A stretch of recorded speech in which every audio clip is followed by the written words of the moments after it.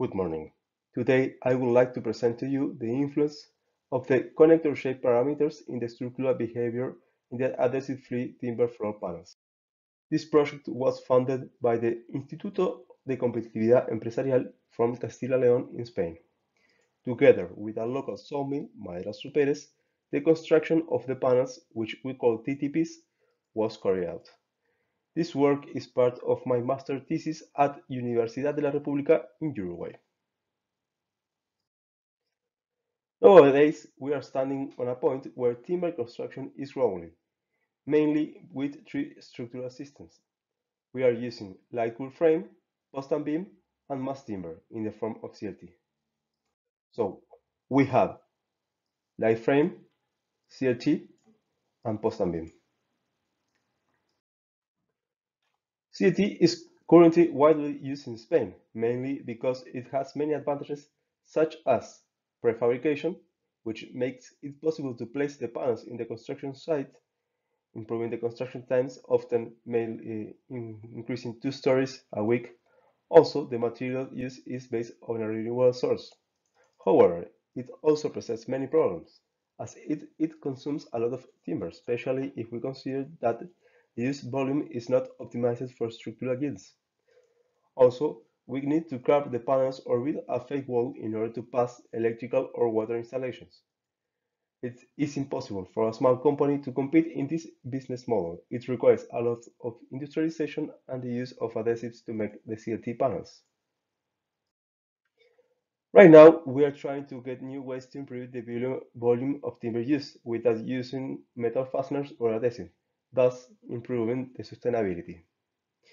So we published this paper last year where we studied this kind of panels. So we have panels that are 100% ecological, meant to be used in floor and walls.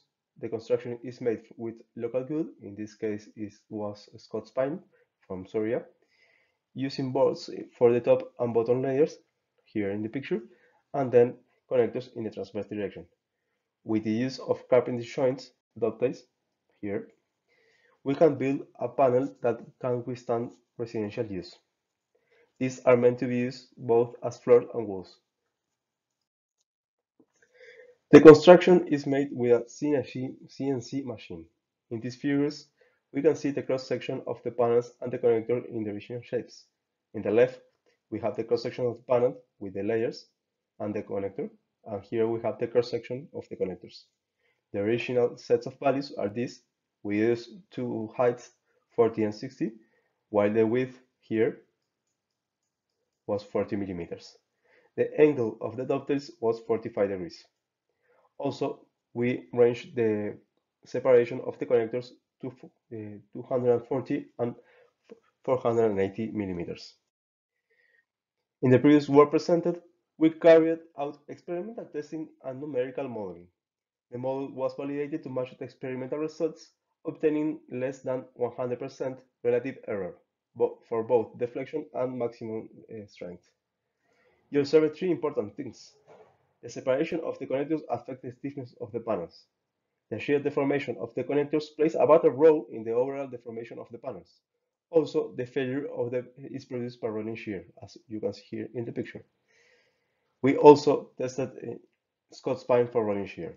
However, the main limitation for residential use was the serviceability limit state, hence the need to improve the stiffness of the panels. What we are going to do is to study the influences of the different connector shape in the structural behavior of the TTPs, mainly through improving the stiffness. Since the idea is to use local wood, we are going to change the connector in order to improve the structural behavior. We are going to keep the separation constant and the layers width constant, only changing the parameters here. We are going to change B1, HC, and the angle. Using the previously validated model, we are changing some parameters in order to observe the response of the panels. Then we are going to compare these results with the original values and see which is the best combination for us. We are using 4 values for 3 different variables. For B1, and HC we are using values ranging from 40 to 100 millimeters instead of 20. For the angle of the ductiles alpha, we are using angles from 30 to 75 instead of 15 degrees. The separation of the connector is going to be kept constant at 240 millimeters. Here we can observe highlighted the original set of parameters. So we have now 74 combinations, and 2 of them are the original set of parameters. In order to observe the shear stress, we are going to cut through the middle section of the connectors and register the maximum shear stress. So here in this line, we can see the middle cross-section of the connectors. As we increase both height and width, HC and B1, we observe that the maximum shear stress is getting lower. This has 2 explanations. In the first case, we lose shear stiffness. In the second case, we increase the area which the stress distributes. Also, we can see that the angle of the dovetail does not influence in a significant way the maximum shear stress.